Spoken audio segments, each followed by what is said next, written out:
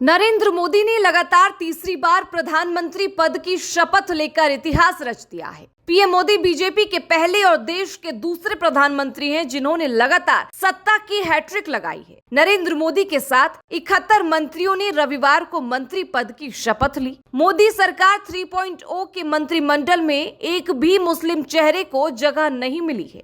जी हां, आजादी के बाद केंद्र की यह पहली सरकार है जिसके मंत्रिमंडल के गठन में किसी भी मुसलमान को प्रतिनिधित्व नहीं दिया गया। इस तरह नरेंद्र मोदी के नेतृत्व वाली केंद्र की सरकार में मुस्लिम प्रतिनिधित्व का सिलसिला 3 से शुरू होकर अब 0 पर अटक गया है। प्रधानमंत्री नरेंद्र मोदी की कैबिनेट के अंतिम मुस्लिम मंत्री मुख्तार अब्बास नकवी थे। 2014 में नरेंद्र मोदी के नेतृत्व में बीजेपी की सरकार बनी और पहले कार्यकाल में मंत्रिमंडल में नजमा हेपतुल्ला, एमजे अकबर और मुख्तार अब्बास नकवी के रूप में 3 मुस्लिम मंत्री बनाए गए थे। नजमा हेपतुल्ला केंद्र में कैबिनेट मंत्री बनी थी तो एमजे अकबर और नकवी राज्य मंत्री थे। 2019 में मुख्तार अब्बास नकवी को दोबारा से कैबिनेट में जगह मिली थी, लेकिन 2022 में राज्यसभा का कार्यकाल पूरा होने के बाद नकवी ने मंत्री पद छोड़ दिया था। इसके बाद से केंद्र सरकार में किसी भी मुस्लिम को शामिल नहीं किया गया। इस तरह मोदी कार्यकाल में शुरू हुआ 3 मुस्लिम मंत्रियों का ये सिलसिला अब 0 पर पहुंच गया है।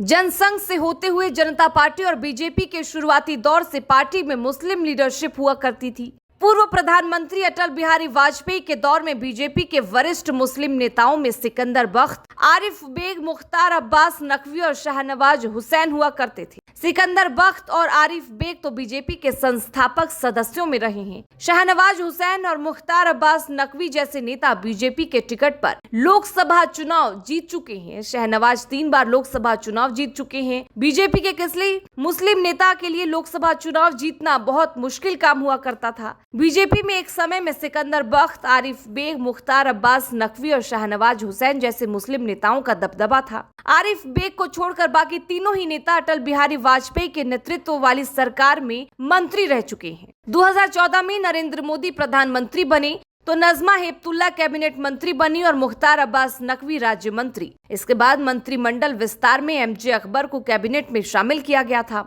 इस तरह मोदी सरकार के पहले कार्यकाल में 3 मुस्लिम शामिल थे, लेकिन इसी कार्यकाल में मी टू अभियान के निशाने पर आए अकबर को मंत्रिमंडल से इस्तीफा देना पड़ा। तो हेपतुल्ला के राज्यपाल बनने के बाद नकवी के रूप में इकलौता मुस्लिम मंत्री रह गए। 2019 में नरेंद्र मोदी के नेतृत्व में दूसरी बार सरकार बनी तो मुख्तार अब्बास नकवी को केंद्रीय मंत्रिमंडल में मुस्लिम चेहरे के तौर पर जगह मिली थी। जुलाई 2022 में अल्पसंख्यक कल्याण मंत्री रहते मुख्तार अब्बास नकवी का राज्यसभा का कार्यकाल खत्म हो गया। पार्टी ने उन्हें राज्यसभा नहीं भेजा, जिसके चलते उन्हें मंत्री पद से इस्तीफा देना पड़ा और इसके साथ ही मोदी मंत्रिमंडल में मुसलमानों का प्रतिनिधित्व 0 हो गया। स्वतंत्र भारत के इतिहास में ऐसा पहली बार हुआ है कि केंद्र सरकार में कोई मुसलमान मंत्री नहीं रह गया। देश की सत्ता में तीसरी बार मोदी सरकार बनी तो उम्मीद थी कि किसी मुस्लिम को मंत्री बनाया जा सकता है, लेकिन रविवार को मंत्रिमंडल गठन में किसी भी मुस्लिम को जगह नहीं मिली।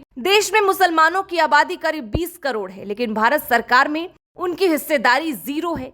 हालांकि मोदी सरकार में 5 अल्पसंख्यक समुदाय से मंत्री बनाए गए हैं, जिसमें किरेन रिजिजू और हरदीप पुरी को कैबिनेट मंत्री बनाया गया है।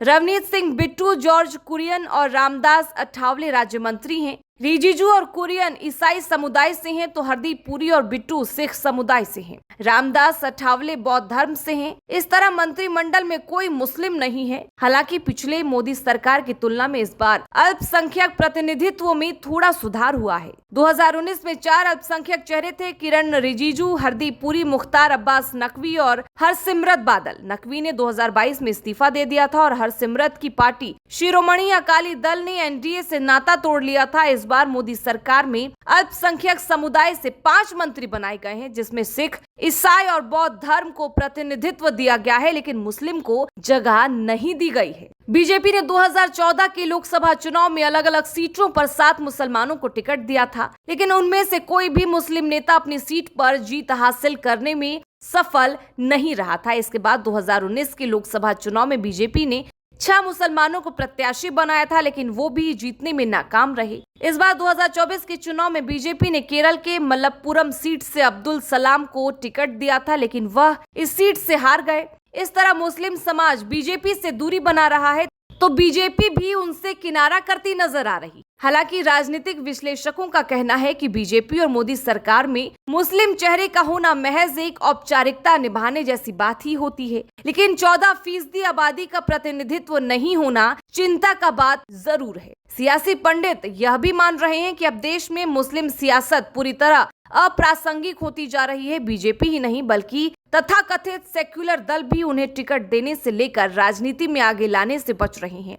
सीमित संख्या में चुनाव लड़ने का अवसर मिलने के चलते वर्तमान लोकसभा सीट में भी मुसलमानों का प्रतिनिधित्व घट गया है। एनडीए ही नहीं बल्कि विपक्षी इंडिया गठबंधन में मुस्लिमों को चुनाव में टिकट देने में कंजूसी बरत रही है। इसके कारण पिछले चुनाव में 27 के मुकाबले इस बार 2024 के लोकसभा चुनाव में महज 23 मुसलमान उम्मीदवार ही चुनाव जीत कर आए हैं। कांग्रेस ने 19, सपा ने 4, आरजेडी 2, टीएमसी ने 6 और बसपा ने 22 मुस्लिम प्रत्याशी मैदान में उतारे थे। इसके अलावा एनडीए ने 4 मुस्लिमों को टिकट दिया था, जिनमें बीजेपी के 1 जेडीयू के प्रत्याशी थे।